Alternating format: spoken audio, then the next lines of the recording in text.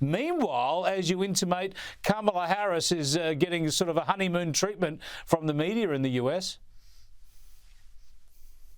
Yes, that's exactly right. We're seeing the honeymoon effect with Kamala Harris right now.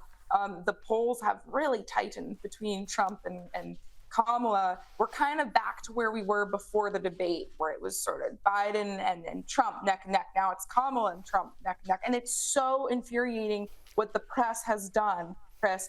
They have taken Kamala Harris, who just a few months ago everyone admitted was a political dud. She couldn't even get above single digits in the 2020 primary, couldn't excite black voters or women voters or really any constituency.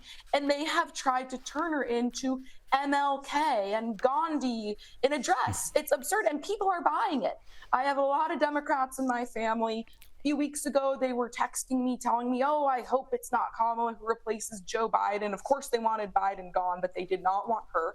Give the media a few weeks. Now, all of those people in my family and my friends who are Democrats are totally on board and excited about Kamala. The media is a very powerful tool in this country. We love to joke about it because it is a joke. It's so flagrantly left-wing. But the media apparatus is still very strong when it comes to Democrat voters, and they have fully convinced those voters that Kamala is a fully competent grassroots candidate who's going to be their savior and kick Donald Trump out for a second time. Don't worry about it. The same leftist media is at it here in Australia. The taxpayer-funded leftist media now is branding critics of Kamala Harris, suggesting that they're racist or sexist or whatever, no matter the fact that we've pointed out her failures for many, many years. Let's go to the other side. I think it's obvious she's going to get this sort of lift. The big question is whether it lasts 4 months to the election or whether people wake up before then. We shall see. We'll check in on that with you every week, if not more often. But I want to get to the other vice presidential running candidate, that is Trump's running mate, J.D. Vance, and he's still paying a high price for these comments 3 years ago.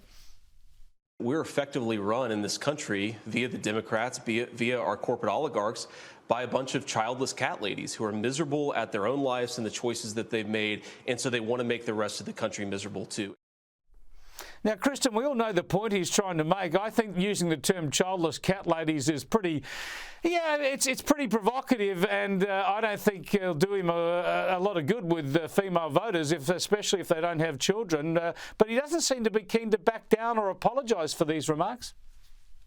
He shouldn't apologize because his point is valid, which is that if you don't have children, you don't necessarily have as much invested in the future of the country as those who do have children. And that's not to say that politicians who don't have children don't care about the future of the country, but just that you perhaps are more invested in the future if you do.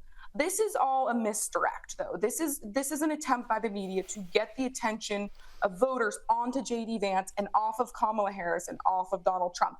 The media needs you to believe that Kamala Harris is who she is projecting herself to be right now, which is this fierce woman who is going to be a moderate and bring Americans together, and not the truth, which is that she was the most radical senator in this country in 2019, even more radical than Bernie Sanders, the most liberal, and that she's opened the border up under Joe Biden's administration to 7 to 10 million illegal immigrants. And by the way, Chris, I also want to point out it's laughable for the left to try to call Republicans anti-women when the Democrats are the ones trying to force men into women's locker rooms with little girls, put men into women's prisons. They won't even tell you what the difference is between a man and a woman. It's disgusting and laughable that they would try to push this narrative onto Republicans, given the ideology that they've been promoting for years now.